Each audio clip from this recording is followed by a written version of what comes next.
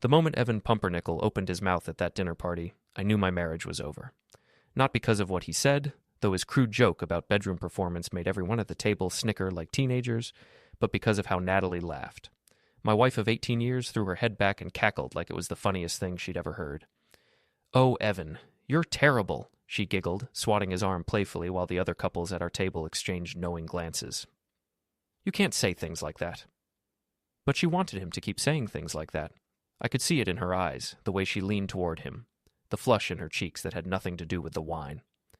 "I'm Jack Morrison, 43 years old, mechanical engineer at Blackwater Industrial. I fix things for a living, pumps, turbines, complex machinery that keeps this fading coastal town running. I'm good with my hands, good at solving problems, good at seeing how things fit together. And right then, sitting in that overpriced restaurant with my wife giggling at her boss's jokes, I could see exactly how the pieces of my life were falling apart. "Excuse me," I said, standing up so fast my chair scraped against the floor. "I need some air." Natalie barely glanced up. "Jack, don't be so sensitive. It's just a joke." "Just a joke." "Right." I threw 2 20s on the table, enough to cover our appetizers, and walked out into the October night. Behind me, I heard Evan's booming voice. "Guess somebody can't take a little ribbing." More laughter followed me to the parking lot. I sat in my truck for 20 minutes, hands gripping the steering wheel, watching through the restaurant windows as my wife continued to enjoy herself. Evan kept refilling her wine glass. She kept touching his arm. The other couples, all from her law firm, all part of her new world of success and ambition, treated me like I'd never existed. When Natalie finally came out, she was alone. She climbed into the passenger seat without a word, her face flushed and her lipstick smeared. "You embarrassed me in there," she said as I started the engine. "I embarrassed you." The words came out sharper than I intended. "Your boss just made a joke about our private life in front of 6 other people, and I embarrassed you? It wasn't that bad. You're being dramatic." I pulled out of the parking lot, my jaw clenched so tight it ached. "How long, Natalie?" "How long what?" "Don't play stupid. You're a lawyer. You're smarter than that." She stared out the passenger window. "I don't know what you're talking about." Before we deeper into this story, I have one small request.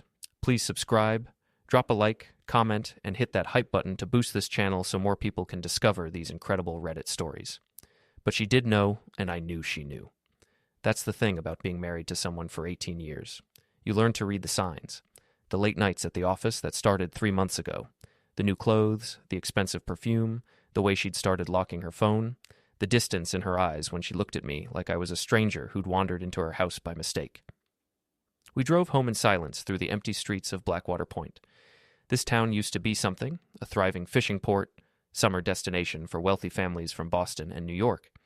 Now it was just another place where people got by, where the paint peeled off the Victorian houses and the boardwalk creaked under the weight of tourists who came for the cheap seafood and discount outlet stores. Our house sat on Maple Street, a modest 2-story colonial that we'd bought when Natalie was still a public defender and I was just starting at the plant. Back when we were a team, back when she looked at me like I mattered. "I'm going to bed," she said the moment we walked through the front door. "Natalie, wait." She paused at the bottom of the stairs, her hand on the banister. For a moment, I thought she might turn around, might actually talk to me like we were still married. "What, Jack? Are we going to discuss what happened tonight?" "What's to discuss? You overreacted to a harmless joke and made a scene. End of story." She climbed the stairs without looking back. I heard the bedroom door close, then the shower running. I stood in our living room, filled with furniture we'd picked out together, photos of vacations we'd taken, memories of a life we'd built, and felt like a ghost haunting his own existence. That's when I decided to check her purse. I'm not proud of it. In 18 years of marriage, I'd never snooped through Natalie's things. But something had shifted tonight. Some line had been crossed, and I needed to know where I stood. Her purse sat on the kitchen counter, black leather, expensive. Another recent purchase I'd noticed but hadn't questioned. My hands shook as I opened it, feeling like a criminal in my own home. The hotel receipt was right there on top, folded neatly next to her wallet. The Blackwater Inn, room 237, 2 nights ago. The same night she'd told me she was working late on the Henderson case. I unfolded the receipt with trembling fingers. 2 guests, champagne service, late checkout. The shower was still running upstairs. I had maybe 5 more minutes. Her phone was locked, but her work laptop sat open on the kitchen table where she'd left it after dinner. She always forgot to close it, a habit that used to amuse me. Now it felt like providence. Her email was still logged in. I scrolled through the recent messages, my heart hammering against my ribs. Most of it was standard legal correspondence, case files, meeting schedules. Then I found the folder labeled Personal. The messages between Natalie and Evan went back 3 months. At first, they were professional. Case discussions, strategy meetings, the normal back and forth between a senior partner and his rising star associate. But by August, the tone had shifted. Looking forward to our dinner meeting tonight. Just the two of us this time. E. Can't stop thinking about last night. You're incredible. N. My wife is visiting her sister this weekend. My place? E. Yes. God, yes. I need you. N. I scrolled through weeks of messages, each one a small knife twisting in my chest. They talked about me sometimes, casual mentions of Jack's working late, or he won't suspect anything. Evan called me your blue-collar husband in one message. Natalie referred to me as the roommate in another. The shower stopped running. I closed the laptop and shoved the hotel receipt back into her purse, my hands shaking so badly I nearly dropped it. By the time Natalie came downstairs in her robe, I was sitting on the couch, pretending to watch the late news. I'm exhausted, she said, not looking at me. Big day tomorrow.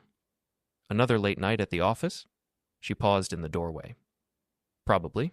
The Henderson case is heating up. I nodded, keeping my eyes on the television. Of course it is. She went back upstairs. I heard the bedroom door close again, then silence. I sat there until 3 a.m, staring at the flickering screen, my mind racing. 18 years of marriage, and it had come to this. Hotel receipts and secret emails, lies told so casually they might as well have been the weather forecast. But here's the thing about being good at fixing broken machinery. You learn to see problems before they become catastrophic failures. You learn to spot the signs, the unusual vibration, the slight change in temperature, the sound that's just a little bit off, and you learn that sometimes the best way to fix something is to take it apart completely and rebuild it from scratch. My marriage was broken beyond repair. I could see that now, but that didn't mean I had to go quietly. If Natalie and Evan wanted to play games, I'd show them what a real game looked like. I'd spent my whole adult life being underestimated, the blue-collar guy who married above his station, the simple mechanic who couldn't possibly understand the complexities of legal work and social climbing. They were about to learn how wrong they were. I didn't sleep that night. Instead, I lay in our guest bedroom. I'd moved there a month ago, claiming I was having back problems, and planned my next moves. By dawn, I had the beginnings of a strategy. The first rule of mechanical troubleshooting: gather all available data before attempting repairs. I needed to know exactly what I was dealing with. I called in sick to work, something I'd done maybe 5 times in 15 years. Then I drove to Ray's Tavern, the dive bar down by the marina where I'd been drinking beer and shooting pool since before I met Natalie. Ray Kowalski had been tending bar at his family's place for 20 years. He was also a former private investigator who'd burned out on divorce cases and moved back to Blackwater Point to take over the family business. If anyone could help me figure out my next move, it was Ray. The tavern was nearly empty at 10 a.m, just a couple of commercial fishermen nursing coffee and complaining about fuel prices. Ray was restocking beer bottles behind the bar, his thick arms moving with practiced efficiency. "Jack Morrison," he said without looking up. "Shouldn't you be at work?" Took a personal day. I slid onto a bar stool. "Need to talk." Ray glanced at me, taking in whatever he saw in my face. He set down the beer case and poured 2 cups of coffee without being asked. "What's eating you?" I told him everything: the dinner party, the hotel receipt, the emails. Ray listened without interrupting, occasionally nodding or making small sounds of understanding. When I finished, he was quiet for a long moment. "How sure are you that you want to go down this road?" he asked finally. "What do you mean?"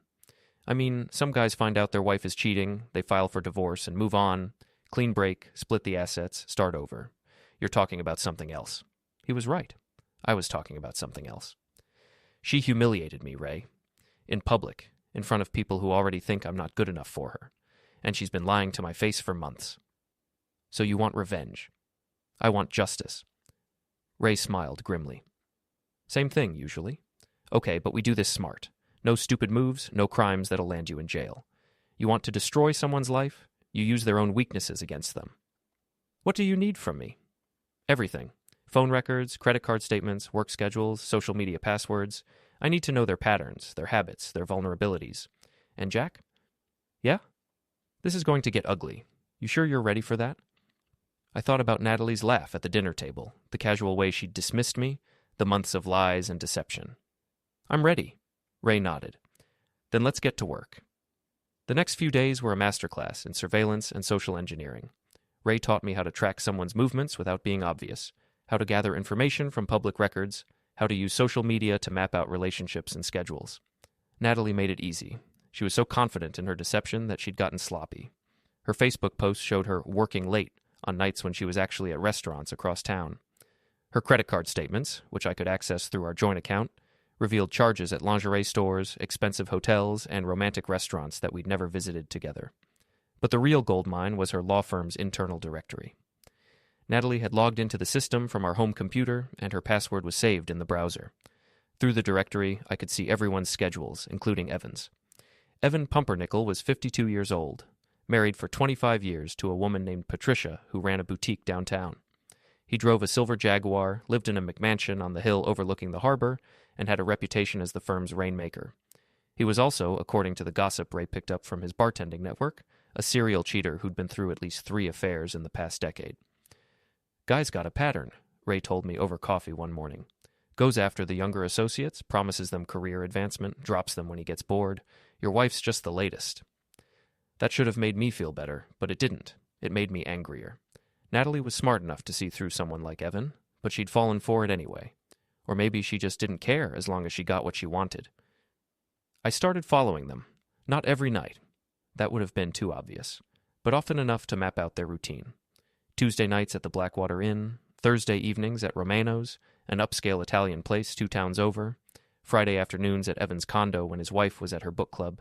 They were careful, but not careful enough. They parked in different sections of parking lots, entered buildings separately, paid with cash when they could. But they couldn't hide the way they looked at each other, the casual touches when they thought no one was watching, the satisfied smiles when they parted ways. Watching them together was like swallowing broken glass. This was my wife of 18 years, the woman I'd supported through law school, who I'd held when her father passed away, who'd once promised to love me until the day she went to the grave. Now she was sneaking around hotel rooms with her boss like a teenager. But anger is useful if you channel it right, and I was channeling mine into something productive.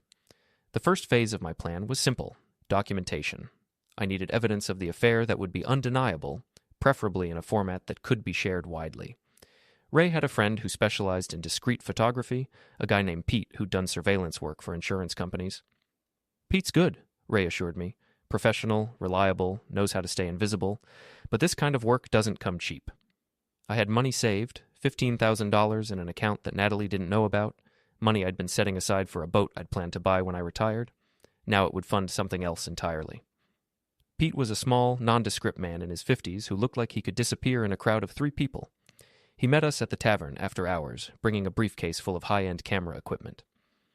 "What exactly are you looking for?" he asked, setting up a telephoto lens on the bar. "Proof," I said. "Photos, video, whatever you can get. I want documentation that's so clear there's no room for denial." "Hotel rooms are tricky," Pete warned. "Privacy laws, trespassing issues, but public spaces, restaurants, parking lots, that's all fair game." We worked out a schedule. Pete would shadow them during their public encounters, document their meetings, capture the intimate moments when they thought they were safe. It would take a few weeks to build a comprehensive file, but when we were done, I'd have everything I needed. While Pete handled the surveillance, I focused on the next phase: intelligence gathering. I needed to understand not just the affair, but the people involved. Their weaknesses, their fears, their pressure points. Evan was easy to figure out. He was a narcissist who cared more about his reputation than anything else. His wife Patricia was old money, connected to half the town's social elite. A public scandal would destroy him professionally and socially. Natalie was more complicated. She'd worked hard to build her career, clawing her way up from public defender to associate at one of the region's most prestigious firms. She was ambitious, driven, and terrified of being seen as anything less than successful. Her greatest fear wasn't losing me, it was losing face.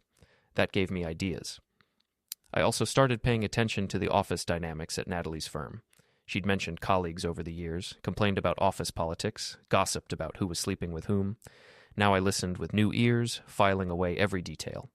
There was Jessica Martinez, Evan's personal assistant, who'd been with the firm for 8 years. According to Natalie, Jessica was efficient but bitter, passed over for promotions despite her competence. There was David Chen. Wait, I couldn't use that name. There was David Miller, a junior partner who'd been feuding with Evan over case assignments. There was Margaret Walsh, the office manager who knew everyone's secrets and had no love for Evan after he'd blocked her daughter's internship application. These people were potential allies, sources of information, or leverage points. I started thinking about how to approach them, how to plant seeds that would grow into something useful.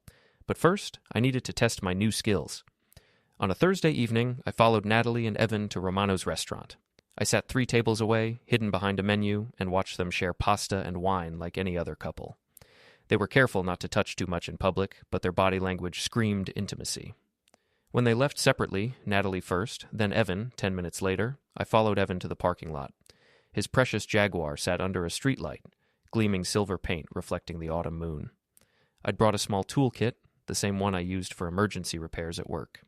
It took me 30 seconds to loosen his valve stems just enough to cause slow leaks. By morning, he'd have 4 flat tires. It was petty, I knew that, but it felt good to take some kind of action, to stop being a passive victim in my own life. And it was a test. Could I operate without being caught? Could I stay calm under pressure? The answer was yes. I drove home feeling more alive than I had in months.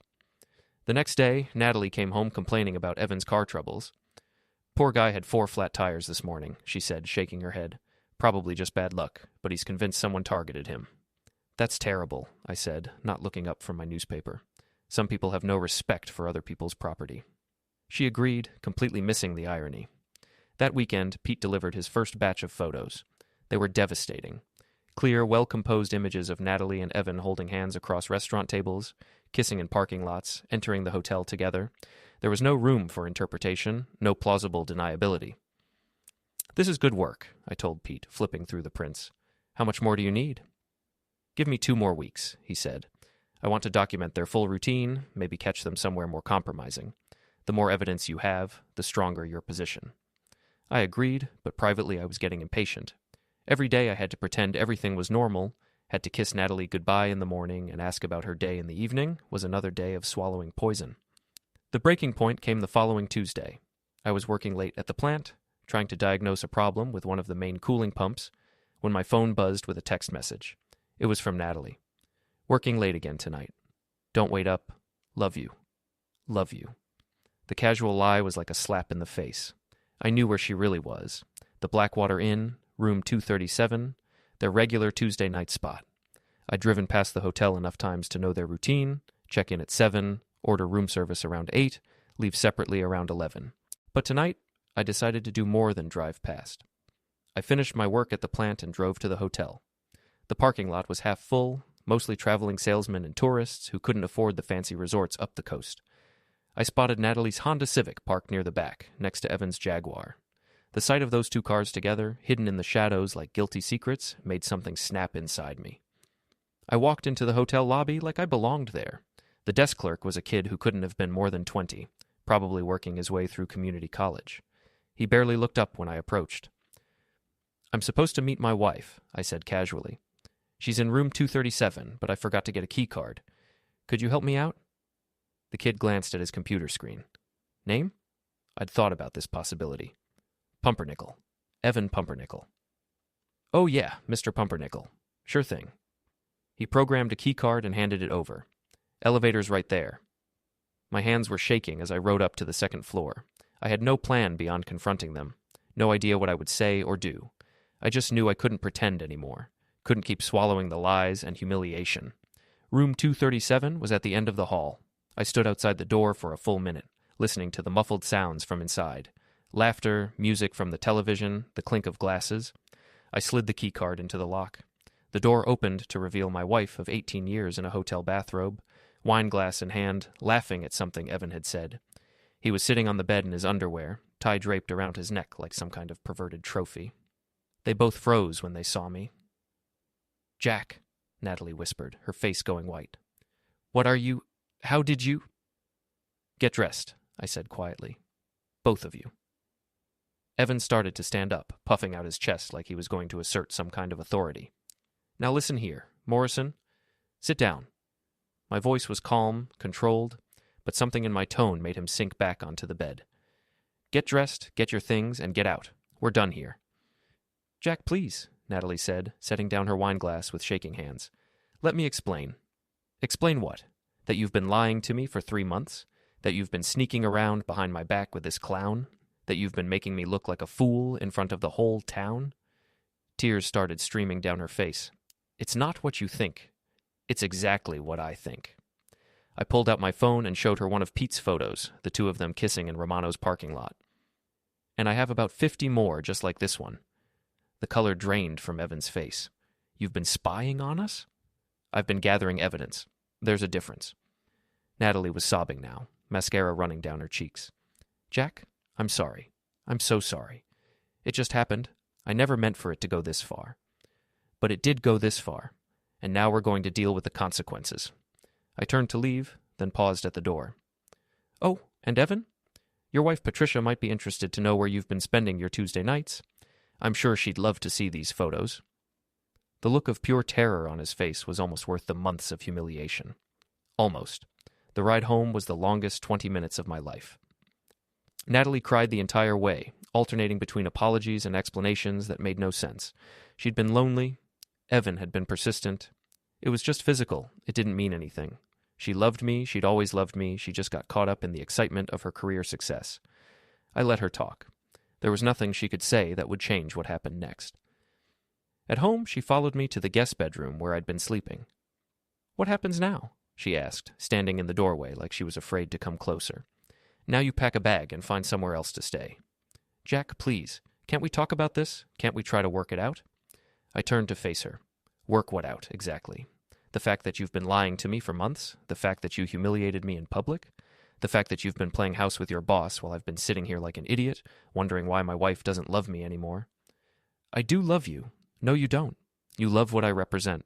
Stability, security, someone to pay half the mortgage while you figure out what you really want." She flinched like I'd slapped her. "That's not fair." "Fair?" I laughed, and it came out bitter and harsh. "You want to talk about fair? Fair would have been telling me you were unhappy instead of sneaking around behind my back.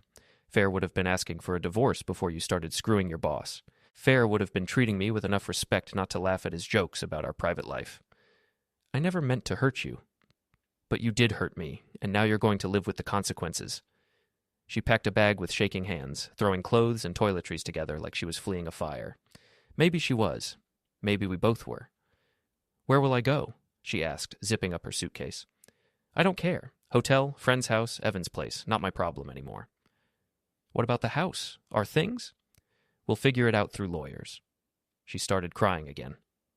"I don't want a divorce, Jack. I want to fix this." "You should have thought about that before you decided to fix it with someone else." After she left, I sat in our empty living room and felt nothing. No relief, no satisfaction, no sense of closure, just a hollow emptiness where 18 years of marriage used to be. But I wasn't done. Not by a long shot. The next morning, I called in sick to work again and drove to Ray's Tavern. Ray took one look at me and poured a double whiskey, even though it wasn't even 10 o'clock. "How'd it go?" he asked. I told him about the hotel room confrontation, about throwing Natalie out, about the photos and threats. Ray listened without judgment, occasionally nodding or making sympathetic noises. "So what's the next move?" he asked when I finished. "I want to destroy them, both of them. I want them to feel what I felt, to lose everything that matters to them." Ray was quiet for a moment. "You sure about that? Because once you go down that road, there's no coming back. You'll burn bridges you might want to cross later." "What bridges?" "My marriage is over. My reputation in this town is shot. Half the people at that dinner party probably knew about the affair before I did. I've got nothing left to lose." "Okay then, let's talk strategy." We spent the next hour planning phase 2 of my revenge. The goal was systematic destruction, professional, social, and personal consequences that would follow both Natalie and Evan for years. For Evan, the approach was straightforward. He was a public figure in a small town, a man whose reputation was built on respectability and success. A cheating scandal would destroy his standing at the law firm, his marriage, and his position in the community. For Natalie, it was more complicated. She was the wronged wife's victim in some ways, but she was also a willing participant who'd made calculated choices. Her vulnerability was her career. She'd worked too hard and sacrificed too much to let anything threaten her professional advancement. "The key is timing," Ray explained. "You want maximum impact with minimum blowback. Hit them when they're most vulnerable, when they can't recover quickly." We decided to start with Evan. Ray's network of bartenders, waitresses, and service workers had been tracking the affair for weeks. They'd seen Evan and Natalie at restaurants, hotels, and bars across 3 counties. More importantly, they'd seen Evan with other women over the years, a pattern of behavior that painted him as a serial predator rather than a man who'd simply fallen in love with the wrong person. Jessica Martinez knows, Ray told me. Evan's assistant. She's been covering for his affairs for years, making excuses to his wife, booking hotel rooms, managing his schedule to hide his extracurricular activities. Think she'd be willing to talk? For the right approach, maybe. She's bitter about being passed over for promotions, and she knows where all the bodies are buried. I spent the rest of the week planning my approach to Jessica. I couldn't just walk into the law firm and start asking questions. That would tip off Natalie and Evan. But I could catch Jessica outside the office, in a neutral setting where she might be more willing to open up. Jessica Martinez was 45 years old, divorced, living in a small apartment near the courthouse. She'd been Evan's assistant for 8 years, handling everything from his calendar to his personal errands. According to Ray's sources, she was competent, professional, and increasingly frustrated with her lack of career advancement. I found her at Murphy's coffee shop on Thursday morning, sitting alone at a corner table with a laptop and a stack of legal files. She was a small woman with graying hair and tired eyes, the kind of person who'd become invisible through years of handling other people's problems. I bought a coffee and approached her table. "Excuse me, are you Jessica Martinez?" She looked up warily. "Yes. Do I know you?" "I'm Jack Morrison, Natalie Morrison's husband." Her face went pale. "Oh, I don't think I should be talking to you." "Please, just 5 minutes. I'm not here to cause trouble." She glanced around the coffee shop, then gestured to the empty chair across from her. 5 minutes. I sat down, choosing my words carefully. "I know about my wife and Evan. I know you've been helping to cover for them." "I don't know what you're talking about." "Hotel reservations, schedule adjustments, lies to Patricia Pumpernickel about where her husband is spending his evenings. You know exactly what I'm talking about." Jessica's hands were shaking as she closed her laptop. "I could lose my job." "You're going to lose your job anyway, when this comes out, and it will come out. Do you really think Evan's going to protect you? Do you think he's going to take responsibility for his own actions?" She was quiet for a long moment, staring into her coffee cup. "What do you want from me?" "The truth, documentation, evidence of a pattern of behavior that shows this isn't just a one-time mistake. And in return? In return, I make sure everyone knows you were just following orders, that you were as much a victim of Evan's manipulation as anyone else." Jessica laughed bitterly. "Victim. Right. I've been enabling this man for 8 years, watching him cheat on his wife, helping him destroy other people's marriages. Some victim. Then help me stop him." She was quiet again, thinking it through. Finally, she reached into her purse and pulled out a small notebook. "I keep records," she said quietly. "Names, dates, hotel reservations, restaurant charges. 8 years' worth of affairs, lies, and cover-ups." She flipped through the pages, showing me entries in neat handwriting. Names I recognized, associates from the firm, clients, even a judge's wife.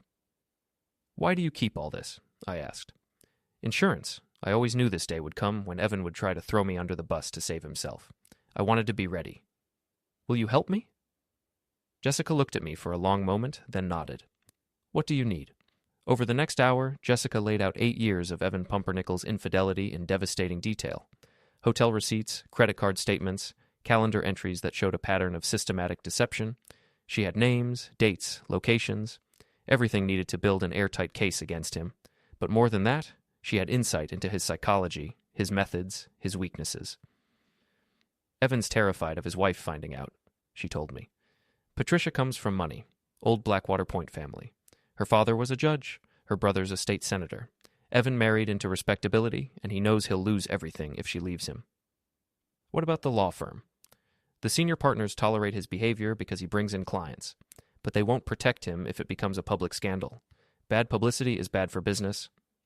"And Natalie?" Jessica's expression hardened. "Your wife knew what she was getting into. Evan's reputation isn't exactly a secret around the office. She made a calculated decision to sleep with the boss for career advancement." That stung, but I needed to hear it. I'd been thinking of Natalie as a victim of Evan's manipulation, but the truth was more complicated. She was an intelligent, ambitious woman who'd made a choice to trade her integrity for professional success. "There's something else," Jessica said, lowering her voice. "Evan's been promising Natalie a promotion to junior partner. The vote is scheduled for next month. Will she get it? Not if this comes out first. The firm can't promote someone who's sleeping with a senior partner. It opens them up to lawsuits from other associates who were passed over. I felt a cold smile spread across my face. What if the affair became public knowledge right before the vote? It would destroy her chances, probably end her career at the firm entirely. Good. Jessica stared at me. You really hate her, don't you? I really do. We spent another hour going through Jessica's files, photocopying the most damaging documents. By the time we finished, I had enough evidence to destroy Evan Pumpernickel's reputation, his marriage, and his career. But I wanted more than just evidence. I wanted a spectacular public humiliation that would serve as a warning to anyone who thought they could treat me like a fool. There's a firm party next Friday, Jessica told me as we prepared to leave. Annual celebration, all the partners and associates, their spouses invited. Evan will be there with Patricia, probably giving some speech about the firm's success. Will Natalie be there? Definitely. It's a command performance for anyone hoping to make partner. Perfect. Jessica looked nervous. What are you planning? Justice. Jack, be careful. These people have money, connections, influence. If you push too hard, they'll push back. Let them try. I left the coffee shop with a briefcase full of evidence and a plan forming in my mind. The firm party would be the perfect venue for phase 2 of my revenge. A public confrontation that would expose both Natalie and Evan in front of their colleagues, clients, and spouses. But first, I needed to make sure I had backup. That evening, I called Pete and asked him to document the party. I want photos of everyone who's there, especially the reactions when things get interesting. Things are going to get interesting? Very interesting. Next, I reached out to Margaret Walsh, the firm's office manager. Ray had suggested she might be sympathetic to my cause, given her history with Evan. Margaret was a woman in her 60s who'd been with the firm for 20 years. She knew everyone's secrets, managed everyone's schedules, and had no patience for office politics or personal drama. She also had a reputation for fairness and integrity that made her respected throughout the legal community. I met her for lunch at a quiet restaurant downtown, away from the law firm and its network of gossips. I know why you're here, she said before I could even order. The whole office knows about Natalie and Evan. We've been waiting for the other shoe to drop. How long has it been obvious? 3 months, maybe 4. They think they're being discreet, but you can't hide that kind of chemistry. Plus, Evan's been giving Natalie preferential treatment, better cases, flexible schedules, recommendations for the partnership track. That must not sit well with the other associates. Margaret snorted. They're furious. Half of them have been working twice as hard for half the recognition. If this becomes public, there could be lawsuits. What if I told you I had documentation of their affair? Photos, emails, hotel receipts? I'd say you should be very careful about how you use that information. The firm has lawyers, Jack. Good ones. I'm not planning to break any laws. Then what are you planning? I told her about the party, about my intention to expose the affair publicly. Margaret listened without interrupting, her expression growing more concerned with each detail. That's a dangerous game, she said when I finished. You'll destroy Natalie's career, probably end Evan's marriage, and make enemies of some very powerful people. They should have thought about that before they decided to make a fool out of me. Margaret was quiet for a moment, stirring her soup thoughtfully. You know, there might be a better way. I'm listening. The partnership vote is scheduled for next Friday, right before the party. If the senior partners knew about the affair beforehand, they'd have to postpone Natalie's promotion. It would be a professional embarrassment without the personal destruction. That's not enough. Jack, listen to me. I've seen a lot of office affairs over the years, and they always end badly for everyone involved. But public humiliation? That creates enemies for life. These people have long memories and deep pockets. I appreciated her concern, but my mind was made up. I want them to suffer the way I've suffered. I want them to feel what it's like to be humiliated in front of people whose opinions matter to them. Margaret sighed. Then you're going to need allies. People who can back up your story, who can provide credibility when Evan and Natalie try to discredit you. Will you help me? She was quiet for a long moment. Evan blocked my daughter's internship application last year, said she wasn't firm material, whatever that means. She's a good kid, straight A's at law school, but she didn't fit his idea of what a lawyer should look like. So that's a yes? That's a yes. But Jack, be very sure this is what you want, because once you pull this trigger, there's no going back. I was sure. I'd been sure since the moment I found that hotel receipt, since the moment I realized my wife had been lying to my face for months while I played the role of the faithful, oblivious husband. Friday night couldn't come soon enough. The Blackwater Point Country Club hadn't seen this much excitement since the mayor's wife got caught embezzling from the charity auction 3 years ago. The firm's annual party was always a big event. lawyers, judges, clients, and their spouses gathering to celebrate another year of legal victories and financial success. I wasn't invited, of course. Spouses were welcome, but I was no longer technically a spouse. Natalie had been staying at her sister's house across town, and we'd barely spoken since the hotel room confrontation. But that didn't mean I couldn't attend. Ray had a contact who worked catering for the country club. For $200, I had a server's uniform and a legitimate reason to be in the room when everything went down. I spent Friday afternoon making final preparations. Pete had positioned himself in the club's parking lot with telephoto lenses and recording equipment. Jessica had promised to create a distraction at the right moment. Margaret was inside, ready to corroborate my story when the inevitable questions started flying. Most importantly, I had copies of everything. Photos, emails, hotel receipts, credit card statements, enough evidence to prove the affair beyond any reasonable doubt, packaged in manila envelopes addressed to every senior partner at the firm. The party started at 7. I arrived at 6:30, blending in with the catering staff as they made final preparations. The country club's main dining room had been decorated with flowers and white tablecloths, a small stage set up at one end for speeches and presentations. By 7:15, the room was full. I recognized most of the faces from Natalie's work stories, senior partners in expensive suits, associates trying to make good impressions, clients who'd been invited to strengthen business relationships. Natalie arrived at 7:30, wearing a black cocktail dress I'd never seen before. She looked beautiful and confident, every inch the successful attorney she'd worked so hard to become. She moved through the room with practiced ease, shaking hands and making small talk with people who could advance her career. Evan arrived 10 minutes later with his wife Patricia, a thin, elegant woman in her 50s who carried herself like the old money aristocrat she was. He was in his element, working the room like a politician, telling jokes and slapping backs and generally playing the role of the successful lawyer who had everything under control. Neither of them noticed the server refilling water glasses and clearing plates. I was invisible, just another working-class guy in a uniform, beneath their notice. At 8 o'clock, the speeches began. The firm's managing partner, Robert Sterling, took the stage to talk about the year's successes and introduce the evening's honorees. There were awards for outstanding service, recognition for major case victories, and finally, the announcement everyone had been waiting for. "It gives me great pleasure," Sterling said, "to announce our newest junior partner, someone who has shown exceptional dedication and legal acumen over the past 5 years. Please join me in congratulating Natalie Morrison." The room erupted in polite applause. Natalie's face lit up with genuine joy as she made her way to the stage, accepting congratulations and handshakes along the way. This was her moment, the culmination of years of hard work and sacrifice. It was also the perfect moment to destroy her. I moved through the crowd, distributing manila envelopes to the senior partners. Sterling, Harrison, Walsh, Rodriguez. Wait, I couldn't use that name. Sterling, Harrison, Walsh, and Thompson. Each envelope contained the same package: photos of Natalie and Evan together, copies of their email correspondence, hotel receipts, and a detailed timeline of their affair. By the time Natalie reached the stage, half the senior partners in the room were opening envelopes and discovering that their newest junior partner had been sleeping with one of their colleagues. The reaction was immediate and devastating. Whispered conversations, shocked expressions, cell phones coming out to capture what everyone realized was about to become a major scandal. Natalie began her acceptance speech, thanking the firm for the opportunity and promising to uphold the highest standards of legal ethics. The irony was so thick you could cut it with a knife. "I've always believed," she said into the microphone, "that success comes from hard work, integrity, and dedication to our clients' needs."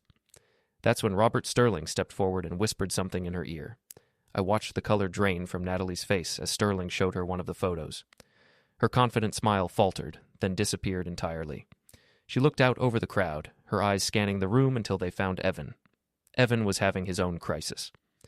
Patricia had found one of the envelopes. I'd made sure she got a copy, and was confronting him in front of a growing circle of horrified guests. His face was red, his hands were shaking, and he was stammering denials that no one believed. "Ladies and gentlemen," Sterling said, taking the microphone from Natalie's nerveless fingers, "I'm afraid we need to postpone the rest of the evening's festivities. There seems to be a situation that requires immediate attention."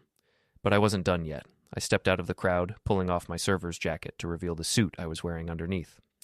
"Actually, Mr. Sterling, I think everyone should hear what I have to say." The room fell completely silent. Natalie stared at me in shock, her mouth opening and closing like a fish out of water. "My name is Jack Morrison," I said, my voice carrying clearly through the silent room. "Some of you know me as Natalie's husband. Others might remember me from various firm functions over the years, where I was usually ignored or dismissed as the blue-collar guy who somehow managed to marry above his station. I walked toward the stage, feeling every eye in the room following me. 3 months ago, I started noticing changes in my wife's behavior. Late nights at the office, mysterious phone calls, new clothes, and perfume. Being a simple mechanic, it took me a while to figure out what was happening. Natalie found her voice. Jack, please don't do this. Don't do what? Tell the truth? Isn't that what lawyers are supposed to do? I reached the stage and turned to face the crowd. My wife has been having an affair with Evan Pumpernickel for 3 months. They've been meeting at hotels, restaurants, and his personal residence while telling elaborate lies to cover their tracks. The room erupted in shocked murmurs. Patricia Pumpernickel let out a strangled sob and fled toward the exit. Evan started after her, but 2 of the senior partners blocked his path. I have photos, I continued, pulling out a stack of Pete's surveillance pictures. I have emails, hotel receipts, credit card statements, and testimony from multiple witnesses. Everything you need to verify that your newest junior partner earned her promotion on her back.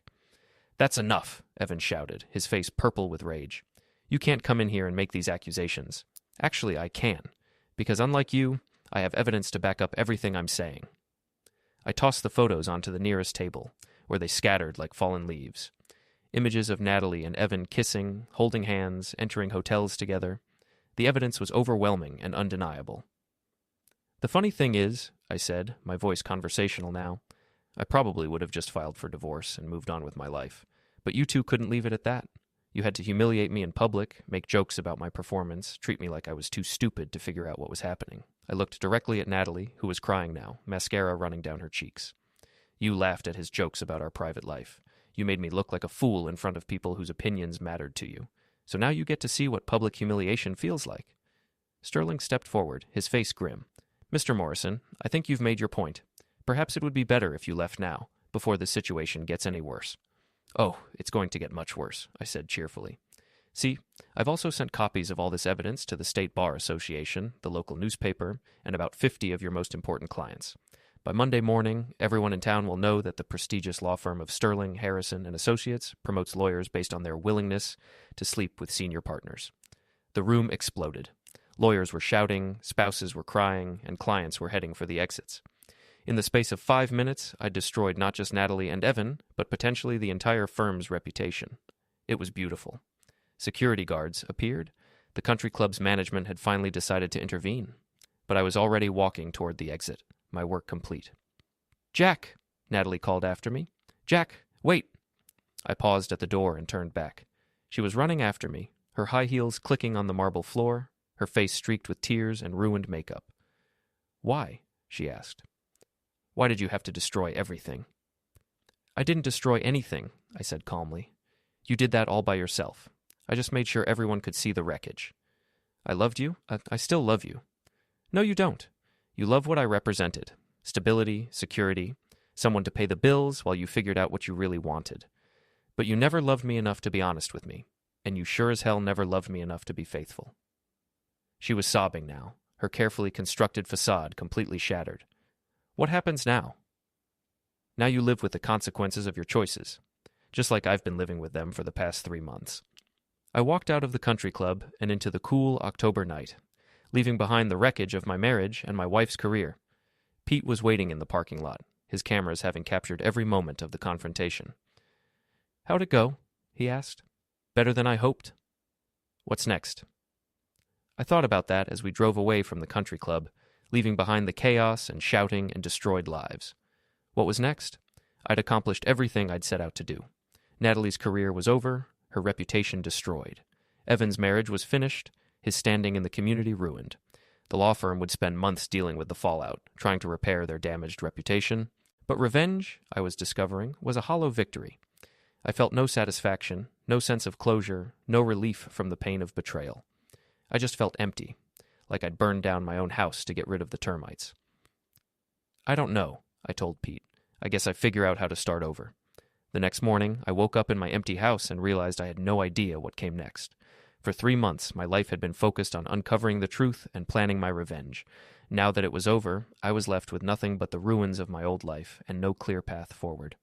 The phone started ringing at 8 o'clock.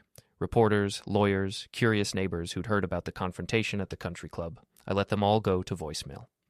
By noon, there were news vans parked outside my house. The story had spread beyond Blackwater Point, picked up by regional newspapers and television stations. Local man exposes wife's affair at law firm party was apparently newsworthy enough to warrant coverage. I stayed inside, ignoring the doorbell and the shouted questions from reporters. This was their story now, not mine. I'd said everything I had to say at the country club. Around 2 o'clock, Ray showed up at my back door with a bottle of whiskey and a grim expression. "You've stirred up a real hornet's nest," he said, settling into my kitchen chair. "The whole town's talking about what happened last night." "Good. Maybe next time someone will think twice before making a fool out of their spouse." Ray poured 2 glasses of whiskey and slid one across the table. "Natalie's been trying to reach you. Called the bar 3 times this morning, asking if I knew where you were." "What did you tell her?" "Told her you were probably somewhere counting your victories and planning your next move." I laughed, but it came out bitter. "There is no next move. This was it. The grand finale. So what now? Now I figure out how to live with what I've done." Ray studied my face. "Having second thoughts?" "No. They got what they deserved. But that doesn't mean I feel good about it." We sat in silence for a while, drinking whiskey and listening to the reporters outside. Finally, Ray spoke up. "You know, there's going to be fallout from this. Legal, financial, social. These people have friends, connections, resources. They're not going to just accept what happened and move on. Let them come. I've got nothing left to lose." "That's not true, and you know it. You've got your job, your house, your reputation in this town. Don't throw all that away because you're angry." He was right, of course. I'd been so focused on destroying Natalie and Evan that I hadn't thought about the long-term consequences for myself. But it was too late to worry about that now. The damage was done, for better or worse.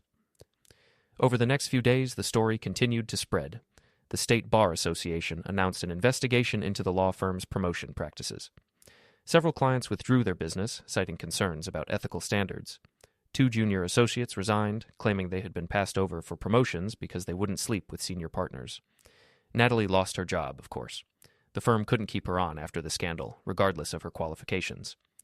She moved back in with her sister and started looking for work at smaller firms in other cities. Evan's situation was even worse. Patricia filed for divorce and took half his assets. The firm's senior partners forced him into early retirement, buying out his partnership stake at a fraction of its value.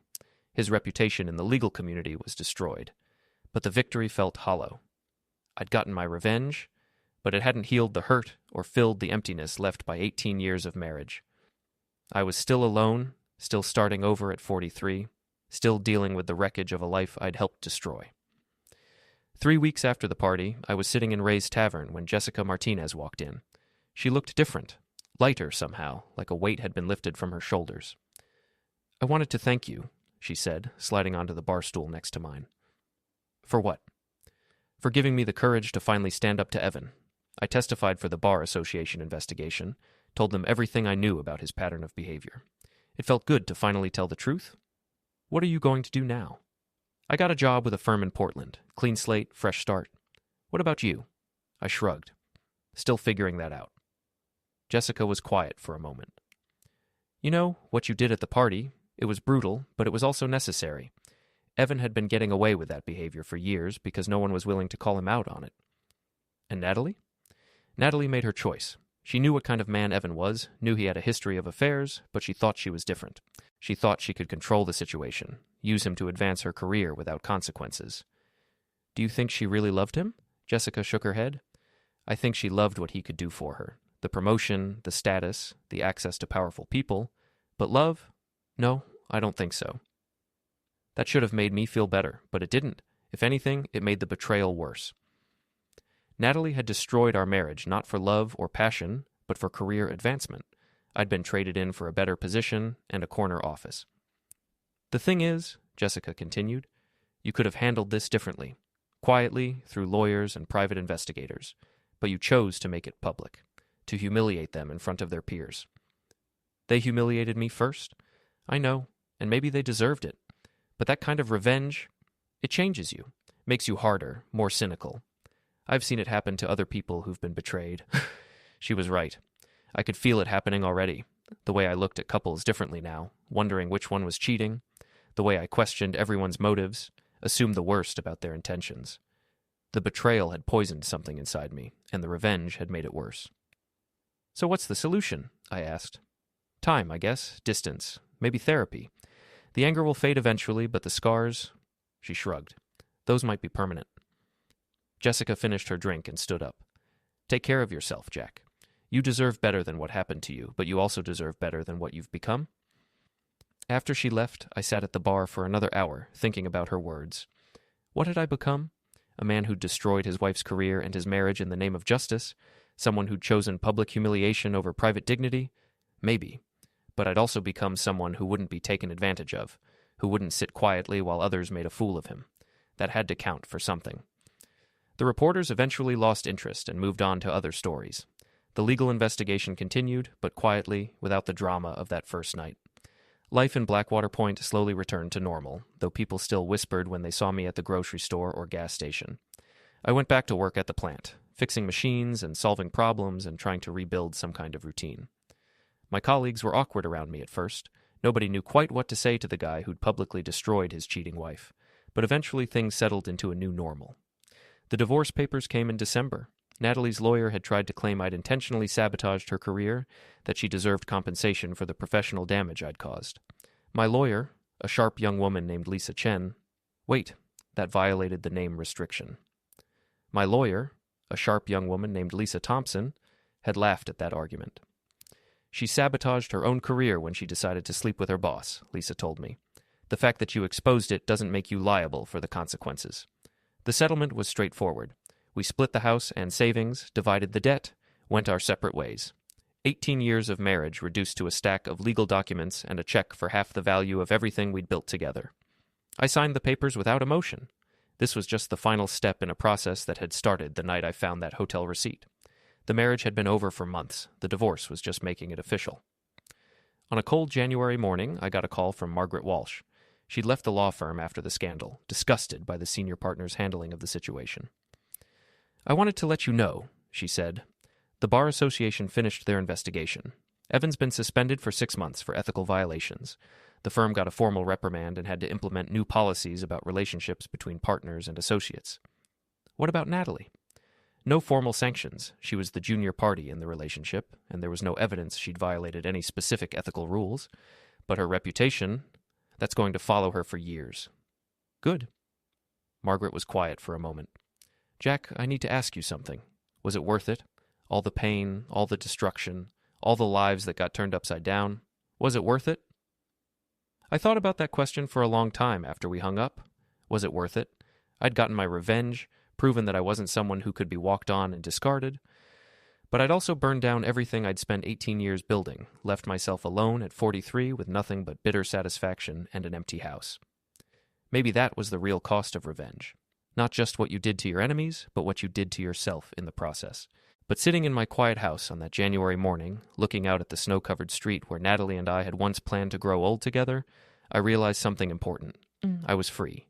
Free from the lies, free from the pretense, free from trying to save a marriage that had been over long before I found that hotel receipt, free to figure out who I was when I wasn't trying to be someone else's idea of a good husband. It was terrifying and liberating at the same time.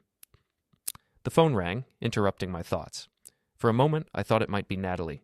She'd called a few times over the past months, trying to apologize or explain or somehow undo what had happened, but the caller ID showed Ray's number. "You busy?" he asked. "Not particularly." "Good. I've got a proposition for you." An hour later, I was sitting in Ray's tavern, listening to his plan to buy a fishing boat and start a charter business. He'd been thinking about it for months, he said, and the scandal had finally given him the push he needed to make a change. "I need a partner," he said, "someone who knows engines, who can handle the mechanical side while I deal with customers. Interested?"